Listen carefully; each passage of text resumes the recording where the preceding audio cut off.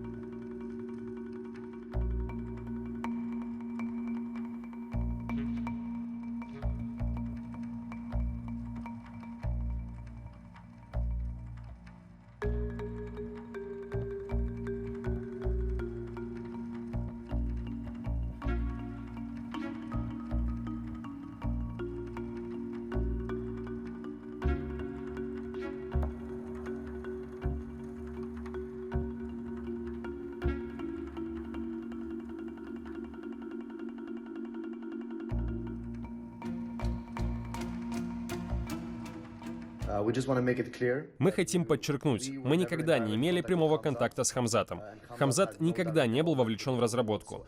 Это не скам, так бывает.